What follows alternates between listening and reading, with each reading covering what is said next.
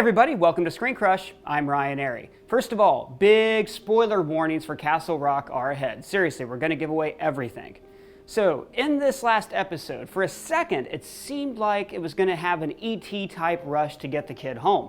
But Henry never fully believed the kid's story, and the series ends the way it began, with a good man keeping the kid locked in a cell.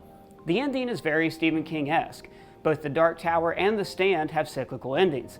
But Castle Rocks could be frustrating for fans of the series. Was Henry justified in locking the kid up? Well, I guess we only have two options. Number one, the kid was telling the truth and he really is a victim of circumstances. In Stephen King's books, the schisma is often called a thinny. It means a place between dimensions where reality has eroded, creating doors between worlds. And these aren't a natural occurrence. They're actually created by a big bad called the Crimson King, who wants to undermine reality to remake it in his own image.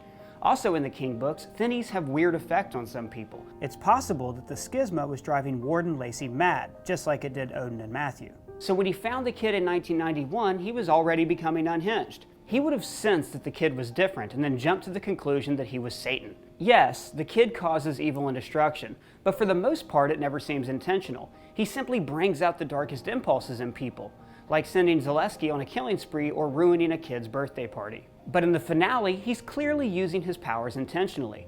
But let's give him the benefit of the doubt. It could be that he's just figured out how to use them and he really wants to get home to see his probably pregnant wife. Or maybe he's sort of just become evil after spending 27 years in a pit. But there's another option that's far more likely. The kid was lying and he's actually an interdimensional creature like the monsters from The Mist or Pennywise. Pennywise, the clown from It, is a psychic vampire. He can read humans' thoughts and project their deepest desires or darkest fears. Maybe the kid has similar abilities to scan minds and tap into people's darkest impulses. So when he tells Molly the story of the other Castle Rock, he's telling her exactly what she wants to hear. In another world, she's happy, a leader of the prosperous Castle Rock that doesn't need a downtown renovation. He tells Alan that he can fix Ruth's Alzheimer's. This is true if he really was an Alzheimer's researcher. But instead, he sends Alan on a wild goose chase to retrieve the warden's Cadillac and admits that he just wants revenge for his incarceration. The kid tells Henry that he was also locked in a cage for 27 years, but he could have been saying this so Henry would empathize with him. But mostly, I think the kid is a monster because he actually turns into a monster. This is not ambiguous at all.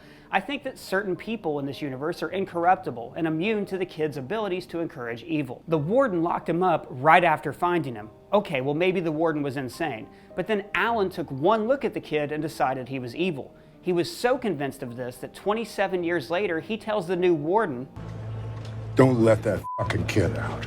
And then there's that creepy Bill Skarsgård clown smile at the end. Why is he smiling? Because he knows that he succeeded in corrupting Henry just like he did Warden Lacey. Winning over a pure soul is a sweeter victory than someone who's already corrupt. And Henry is such a good person that he believes you should never take a life, even when someone turns into a demon right in front of you. Now the kid has taken advantage of his goodness, and he's trapped Henry in a cycle of fear and guilt.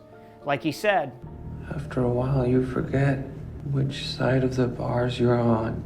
Evil Henry knows that someday he'll be released to spread more fear and hate, and maybe next time he'll eventually reach the thinny and summon more of his kind to our dimension. But there's other questions that the show leaves unanswered. Is Ruth really unstuck in time? Her conversation with Molly on the bridge? Oh, you always say that.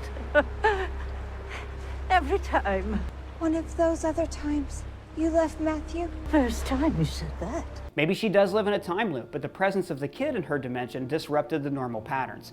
I don't know, what do you think? Let me know in the comments below. And if this is your first time at Screen Crush, please hit that subscribe button, like, do all the things. Again, I'm Ryan Airy.